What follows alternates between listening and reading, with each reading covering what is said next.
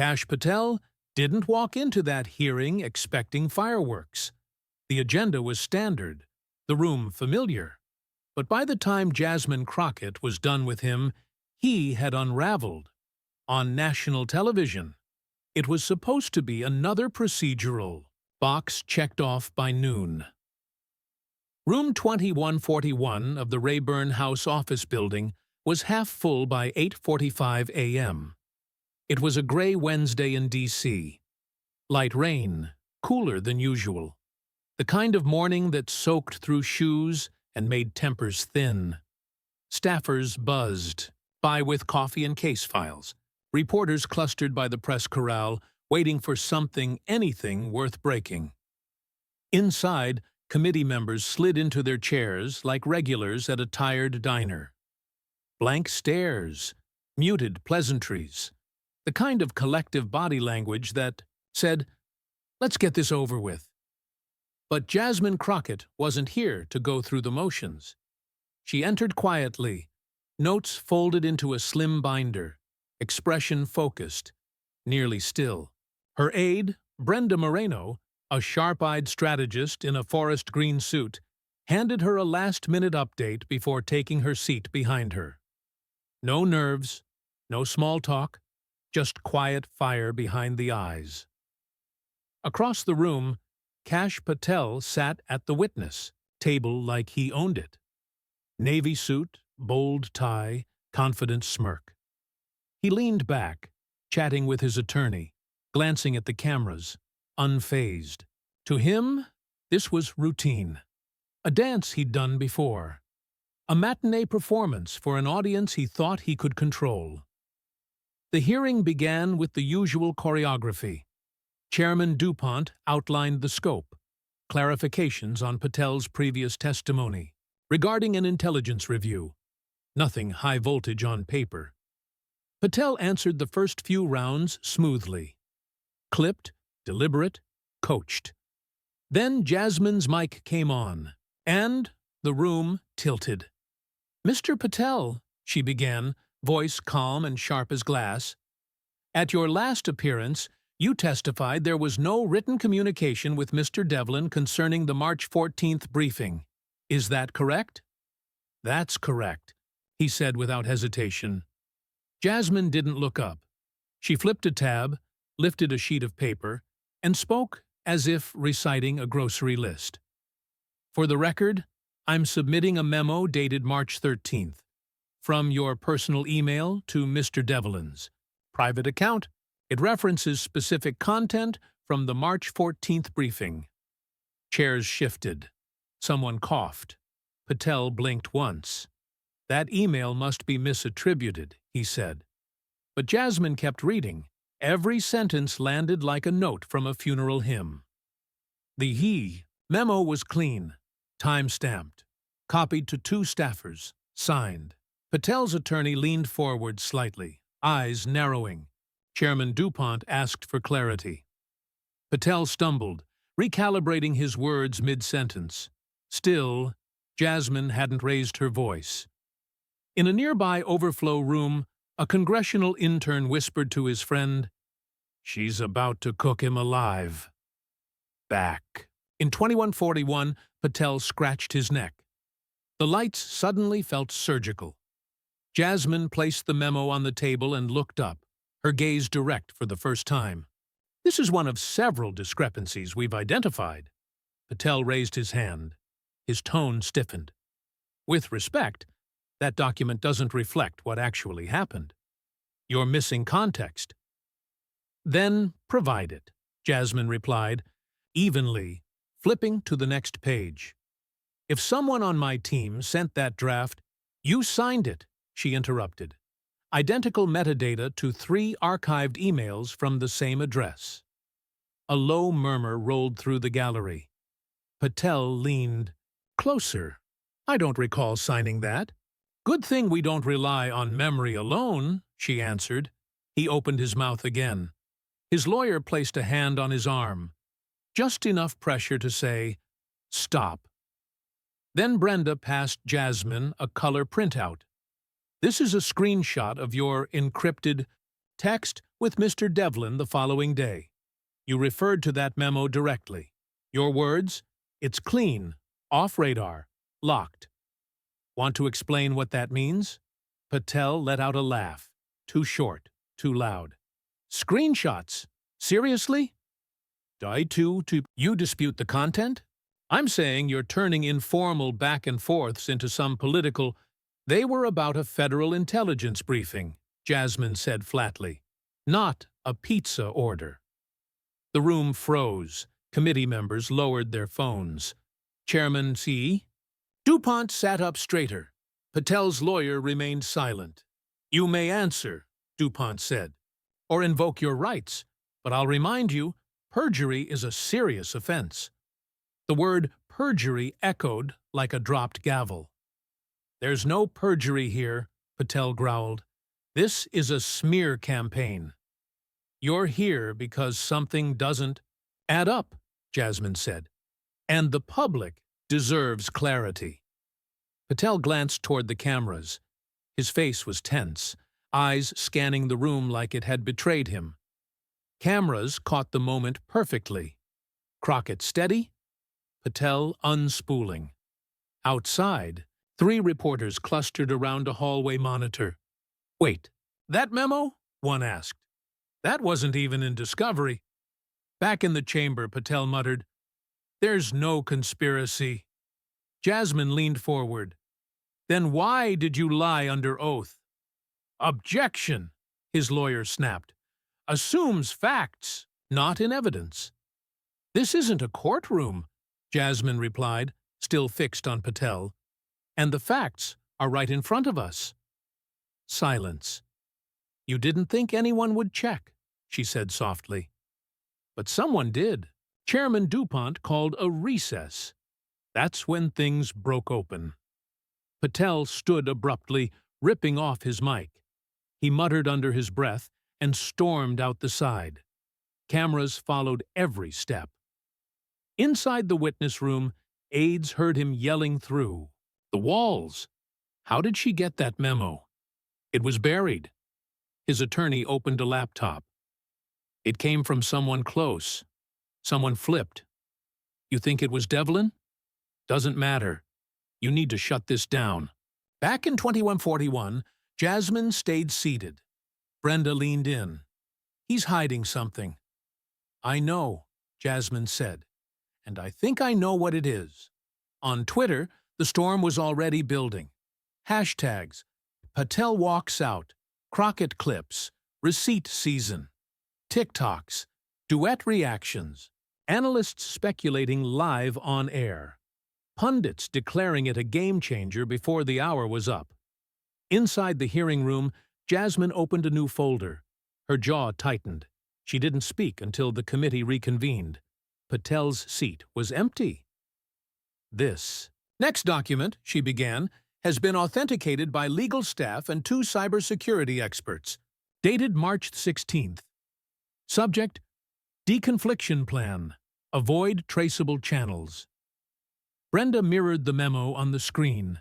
Outlined within, Jasmine continued, are directives to avoid FOIA exposure, burner phones, encrypted apps, shadow, calendars. This was authored 2 days after Mr. Patel testified that no such tactics were used. The gallery held its breath. Outside, a protest began forming in real time. People weren't waiting for the recap. 15 minutes later, Patel re-entered quietly through a side door. No swagger, no denial, just dread. Chairman DuPont didn't flinch. Mr. Patel, you may respond. Patel adjusted the mic. That language wasn't literal.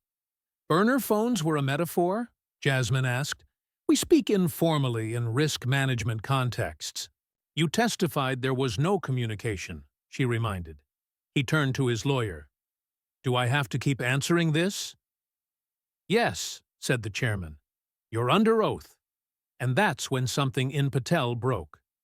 The edge was gone. The mask had slipped. I've had enough, he said suddenly, rising. You're twisting private dialogue into spectacle. Jasmine didn't move. "If you had been honest from the start," she said, "none of this would have mattered." He stared at her. She didn't blink. Patel walked out again. This time, there was no return. And Jasmine, she still had one last folder unopened. It was labeled simply, "Red Line." The room would remember that silence. Maybe it wasn't obvious, but something in Patel's demeanor shifted. He leaned toward the mic, not for effect, not to grandstand, but with the heavy posture of someone who'd been carrying a script too long. His voice came out slower now, less practiced. "I was following a playbook," he said. "One we all knew. One that worked." The ripple in the room was immediate, almost tangible. Jasmine's pen paused mid-word. "And who is we, Mr. Patel?" He didn't jump to answer. Brenda's eyes darted from Patel to Jasmine to the committee. They could all feel it. He was teetering, on the edge of naming names. "The policy team," he said. "There were 5 of us, at least. Were you told to keep those communications off the record?" His voice dropped. "Yes." "By whom?" He gave a faint shake of his head. "I'd rather not say here." Jasmine didn't push, not yet, but the air in the room changed, from political theater to real consequence. Outside, cable anchors froze mid-commentary. Within seconds, headlines updated. Patel admits to playbook. Confirms 5 involved in off-record comms. Reference Crockett pressing. For names. In a Spokane middle school, a civics teacher muted her lecture and streamed the hearing for her 8th graders. "This," she said, "is what accountability is supposed to look like." Back inside, Jasmine leaned forward. Her voice was steady. "We're pausing here, Mr. Patel. Not because you've said enough, but because there's one more document we need to enter into the record. And I want you to hear it in full." She gave Brenda a small nod. On the big screen behind them, a screenshot appeared. Black background, white text. A message thread from Patel's phone. "Make sure we don't mention it in email.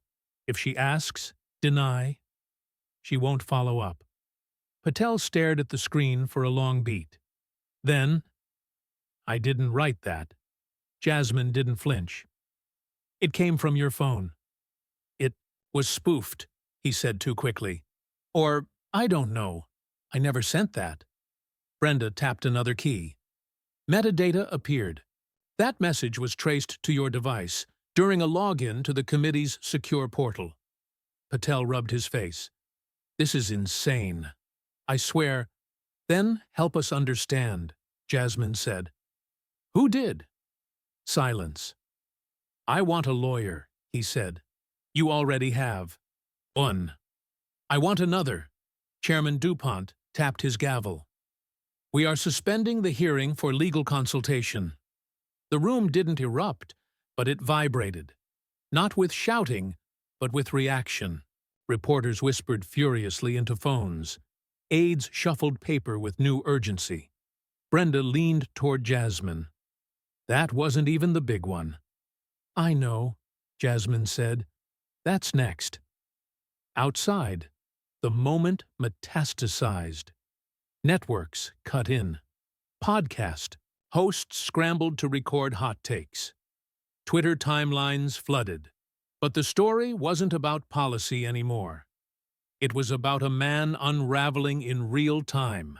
CNN called in their legal correspondents. MSNBC cleared a primetime slot.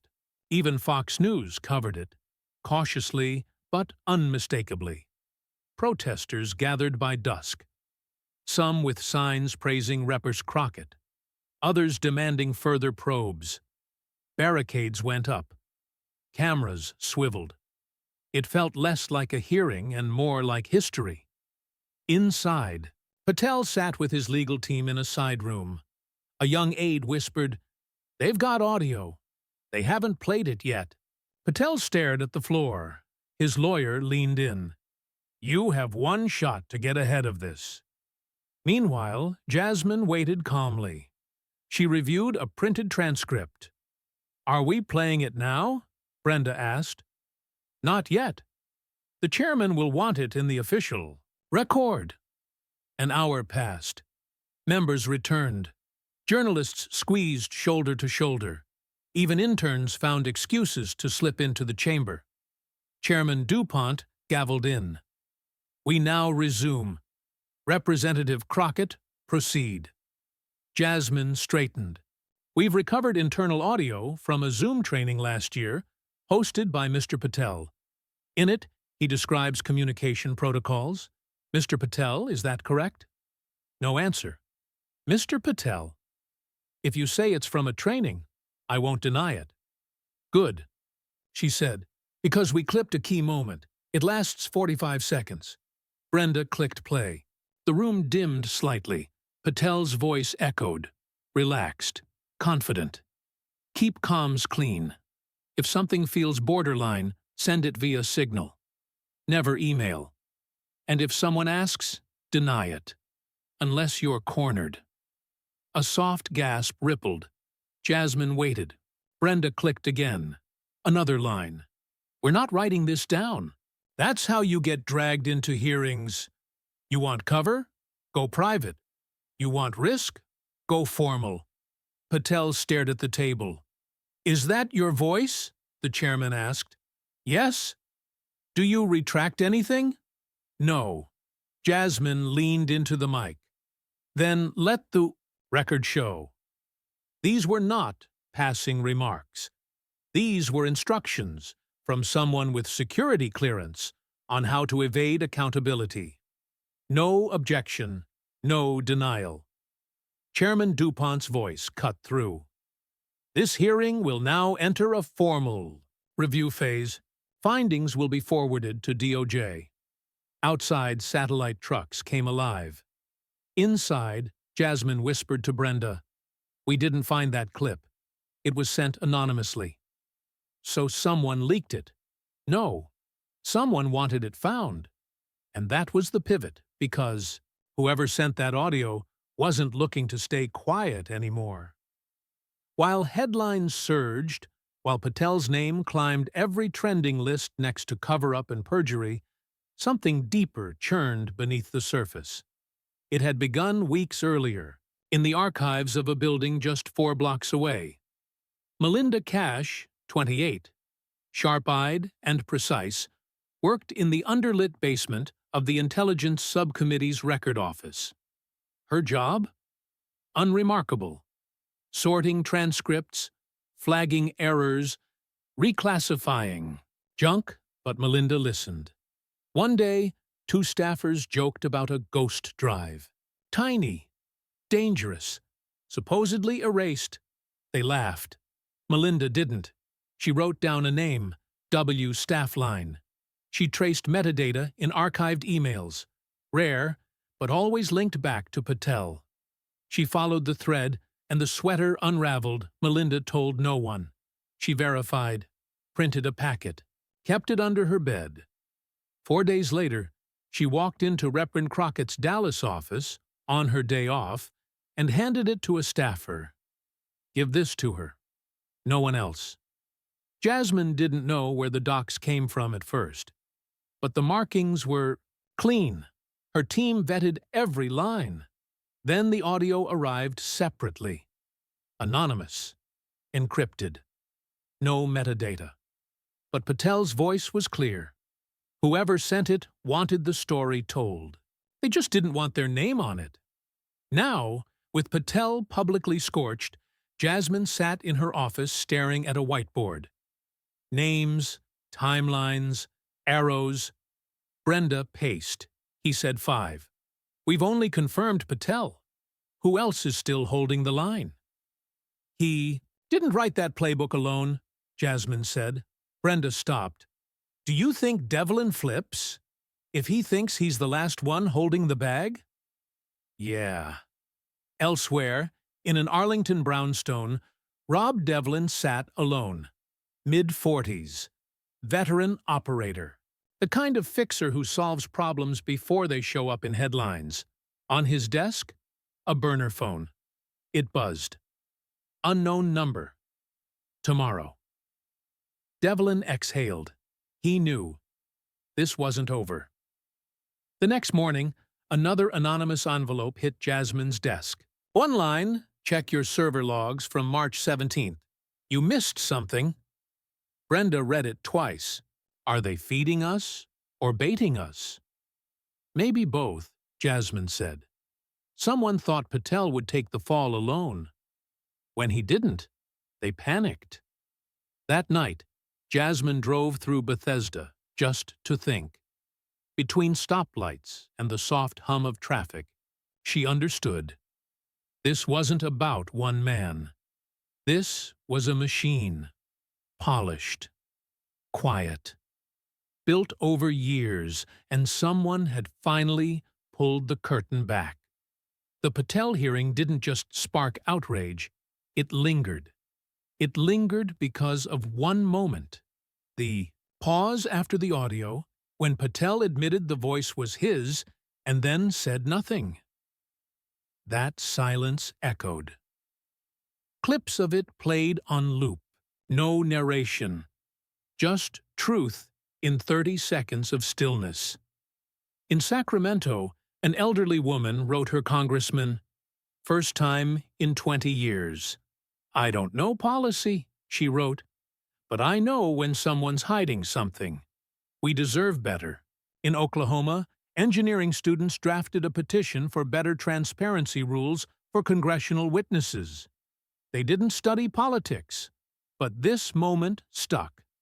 Even Patel's allies started backing away. One former aide came forward, describing a culture of careful avoidance. Everyone knew the dance. No one said it aloud, but people began to wonder. How many hearings went like this? Just without cameras, without audio, without anyone willing to ask the next question. Jasmine Crockett didn't take a victory lap. No interviews, no headlines. When reporters stopped her the following Friday, she said simply, "I'm just glad the truth got the microphone." That quote went viral, printed on T-shirts, shared on TikTok, tattooed into memory. Because that's what real moments do. They don't end in hearing rooms. They stretch. They root. They ask new questions. Why is it so easy to bury things? Who decides what counts as the truth? And who watches the watchers? In Maryland, a quiet internal audit began. Not public, yet, but names surfaced. Private emails, unlogged communications, people who thought no one would check. And in a modest apartment in D.C., Melinda Kash returned to her quiet job. Still sorting, still listening, still walking past people who didn't know what she'd done. She didn't want credit. She wanted it. Done right. As for Patel, he vanished from view. No tweets, no press. His lawyer released a vague statement. Misunderstandings, context, the usual. But no one listened, because the damage wasn't what happened to Patel. It was what he revealed, that the powerful still rely on silence, still count on the public not paying attention, still think you can talk fast enough to outrun the truth. But this time, the truth caught up, and it didn't shout. It didn't threaten. It just sat there, documented, time-stamped, undeniable. For every Patel, there's a Jasmine, and behind her, a Melinda, and behind them, students, elders, quiet listeners, and relentless askers. That's where change begins. Not with noise, but with a question they hoped you'd never ask.